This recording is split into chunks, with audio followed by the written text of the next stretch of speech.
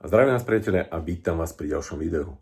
V tomto videu sa budeme venovať tomuto motocyklu.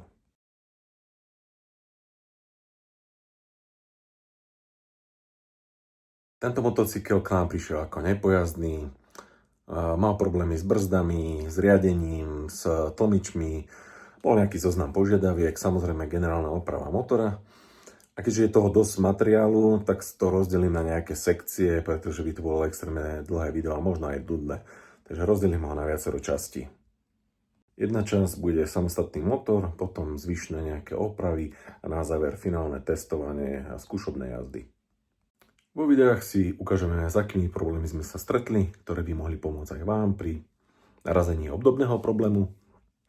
Predpustením sa do nejakých prvotných radikálnych oprav sme si urobili nejaké analýzy ako kompresiu a pokúsili sme sa ten motor naštartovať.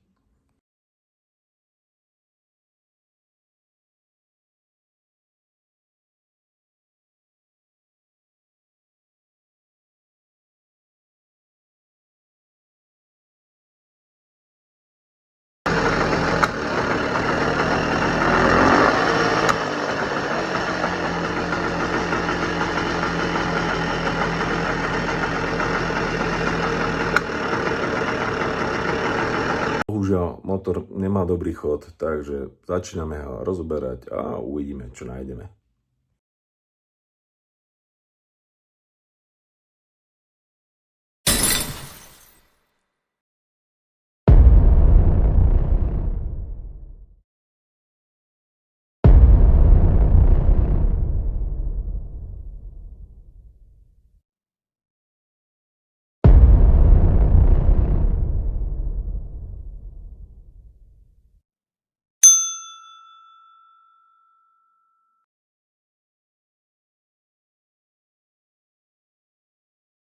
Mám tu vnútornosti z prevodovky, javičky type 3.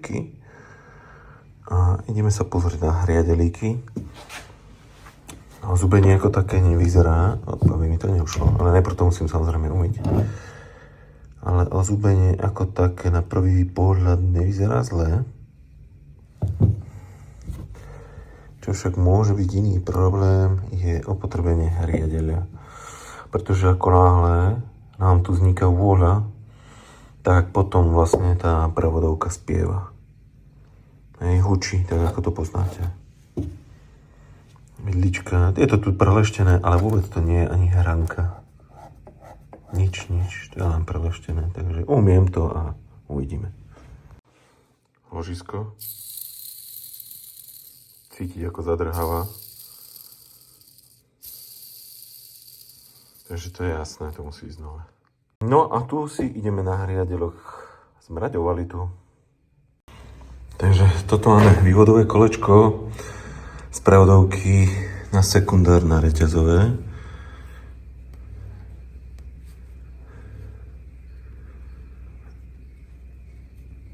A to máme v 200, takže to je paráda.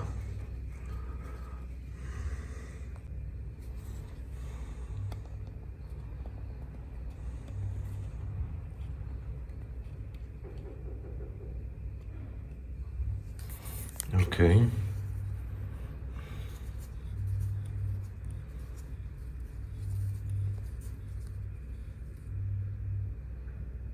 Nemôžeme ísť úplne zblízka, lebo potom mi to nezaostruje.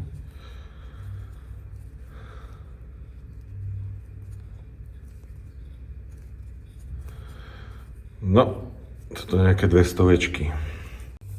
Takže tu máme vývod na sekundár. Pozrieme si najprv krajinu.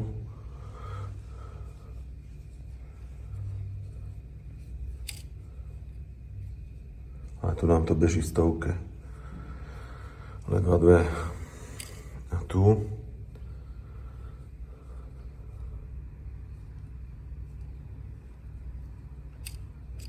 Takisto. Toto máme predlohový hriadelik, náhon tachometra, vývod. A dúfam, že sa vám to nebude veľmi lesknúť, ale skúsime to.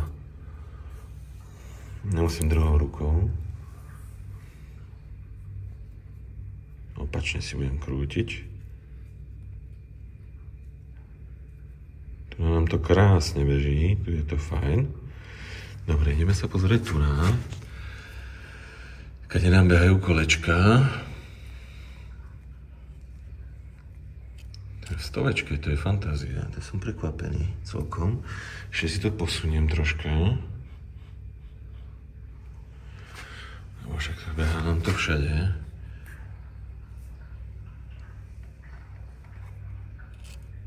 Wow, ja som prekvapený, paráda. No, takže sme v tejto časti hriadela. Ja to je brutálnej tolerancii. Ešte si to troška posuniem.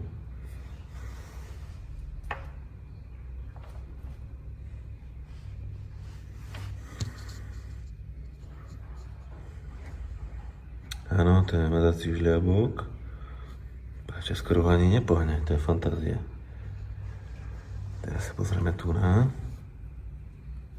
Počkať. Upravíme hodinky. Tak. Mazací žľabok.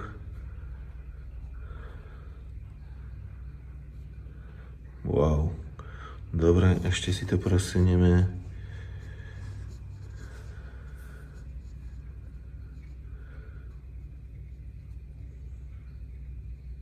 Paráda. Ako vidíte, hriadele prevodovky vôbec nie sú v nejakom zlom stave. Akurát tá časť na vývod na spojku je tam o stovečku väčšia vôľa, ale to sa dá prebrusiť a upraviť púzdierko, takže nič zásadné. Takže prečo nám hučí druhý a tretí prevodový stupeň? Musíme ísť ďalej s meraním, a to cez toto zariadenie.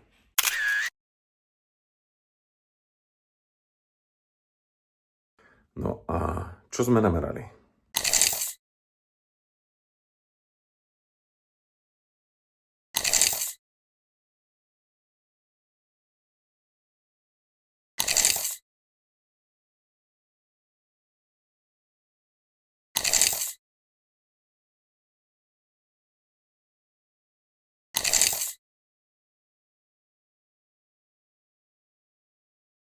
Takže čo ste videli? Videli ste tabuľku s meraniami a videli ste nejaké grafy. Poďme k tej tabuľke. A čo hovorí tabuľka? Merali sa priemery hriadeľov a merali sa priemery dier ozubených kolies 2. a 3. prevodového stupňa. Predpísaná tolerancia je 200. No bohužiaľ, pri meraní tých ozubených kolies tam bola nameraná vôľa 9, 7, 6 a 500. Čiže výrazné vôle už mimo toleranciu. Ďalšie grafy. Meral sa tam profil zubu. Tá čiara by mala byť pekne rovná. Nebude nikdy ideálna, lebo to je dané opracovaním, ale mala by byť čo najrovnejšia. Videli ste, že je kostrbatá. Potom sa meral profil zuba pozdĺžne od jedného čela k druhému. Tu tie odchýlky neboli až také zásadné, ale áno, v obidvoch prípadoch už je to mimo toleranciu. Ďalej sa merala, bolo to rozostupy zubov a chyby zubov, áno. A posledné bolo radiálne hádzanie zubov voči osi otáčania ozubeného kolesa. A vy, keď nasčítate všetky tieto tolerancie a chyby dohromady, tak preto tá prevodovka hučí. Toto sú tie parametre, ktoré boli namerané a tieto vole a chyby spôsobujú, že tá prevodovka je hlučná. Takže voľným okom sa nám môže zdať, že to ozubenie je v poriadku, ale bohužiaľ meranie ukázalo, že sú tam veľké vôle a preto tie prevodové stupne hučia. Takže kolečka museli ísť na výmenu. Hriadele našťastie v poriadku. Keby vám húčal 4. prevodový stupeň alebo 1. prevodový stupeň, kde nejaká časť ozubenia je napevno na hriadeli, to sa bavíme teraz všeobecne aj o iných prevodovkách, lebo tam sú niektoré prevodové stupne priamo na hriadeli a bude vám húčať, tak na hriadeli to vôľu nemá, ale to ozubenie je tak opotrebené, že to spôsobuje vlastne ten hluk tej prevodovky.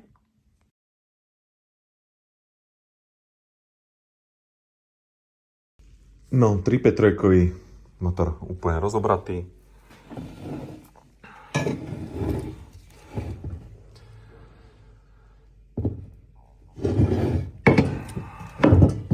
V tejto spodnej časti motor tiekol. Vidíte tie čierne značky, že v tej časti nám tiekol. Keď si to presvietime, tak budeme vidieť, že nám tady presvitá. Bude sa musieť prerovnať. To sa tacia plocha. A hlavne sa to musí najprv vyčistiť, lebo to vyzerá, ako to vyzerá. Ale nevyzerá to dobre. V každom prípade. Takže ho musíme troška skultúrniť, dáme si nejaké kúpele chemické a uvidíme, čo z toho bude. Mám tu nachystanú takýto prípravčok, jednoduchý. Tu máme sklo pod tým, aby to bola ideálna rovina. Prichytený brusný papier. Zafarbíme, potiahneme a uvidíme, čo nám to ukáže. Takže po pár brúseniach krátkych ešte vidieť, ostali nejaké mapky. Ale nie je to nič brutálne. Uvidíme, ako bude na tom tá druhá strana. No, troška sa vám to tam leskne, môžete to vidieť úplne ideálne, ale zrovnáme a ideme na druhú stranu. Povrch je krásne identický, zrovnaný. Tu sú nejaké fľačky, ale to je mimo. To sú také drobotiny, ktoré v podstate tesnenie spraví bez problémov. Dôležité je, že je to fajn.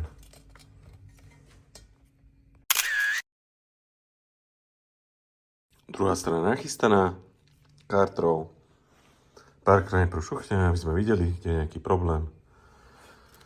Je to pekne začiernené, ukáže nám to pekne stopu a zrovnáme. No, tu na tejto druhej strane je to vidieť. Tento spodok, aký je horší, hlavne tu na. Tak to vám to nadýhnem, aby ste to videli, kde nám ešte ostáva čierna stopa. Takže toto musíme všetko pekne ešte zrovnať. No, táto strana je horšia ako tá druhá. OK. Už sa blížime do finále. Ešte vidíme tu na tieto flaky. A tuto ešte troška, ale už to bude parádne. Už to je takmer. Ešte stále tu máme nejaký fliačík. Toto ešte troška. Vrch už máme pekný. To je zjednotené. No, tento spodok vidieť. Tu je fľak, už taký slabý. Toto a hlavne ešte tu na. Samozrejme, tu sú nejaké stopy po niečom, ťažko povedať. Aktuálne bez flakov. Toto sú nejaké stopy. Toto z vnútornej strany pravdepodobne možno, že to bolo odliaté, ťažko povedať. Ale dôležité je, že už nám to bude tesniť, že plochy sú dokonalé. Ešte ich preleštím jemným brusným papierom a hotovka. Povrchy sú teraz perfektné, rovné. No a musí sa celé vyčistiť. Máme tu kopec karbonu. Toto ani neviem, čo tu opadáva. Karbonu a to vnútro sa celé vyčistí, aby to motor vyzeral. A dobre sa hlavne potom robil následne. Takže tak.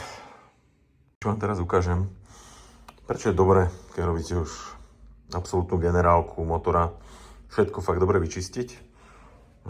Pretože tam ten karbón je zanesený a ten motor potom nefunguje tak, ako by mal. Tá jedna strana bola lepšia.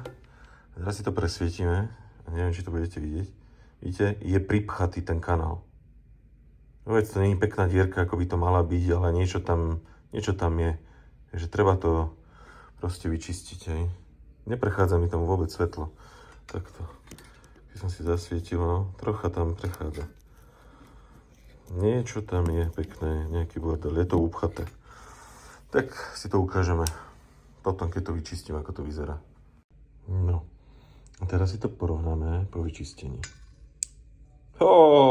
Budíš svetlo. Zrazu tam je svetlo. Takže treba dať pozornosť na všetky detailiky, ktoré by do budúcna mohli zhoršiť chod tohto motorčeka. Ešte pomocou svetla. Jeden taký vizuálny test, lebo predtým nám to presvítalo, ale nič. Krásne to sedí. Nič nevidím, že by niekde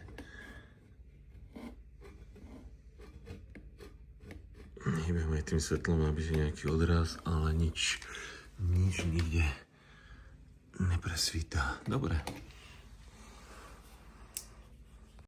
Diely, časti motora máme nahrubo vyčistené. Vnútra boli dekarbonizované, kanál jeden bol upchatý, ten je vyčistený. Aby to aj vizuálne bolo identické, lebo všetko je troška teraz nejaké hlavé, nejaké kartre, nejak vyzerajú boky, nejak vyzerajú vrch karburátora, nejak vyzerá. Takže aby sa to zjednotilo, tak sa urobí teraz kompletne vizualizácia, aby to vyzeralo. Nebude z toho leštenk, ale vyčistený hliník, tak ako keby to bolo z fabriky, to je dôležité. Lebo leštenku majiteľ nechce, ani ja nemám rád úplnú leštenku. Mám rád samozrejme, ale keď je to čisté a aj sa s tým lepšie robí. Takže ideme na to.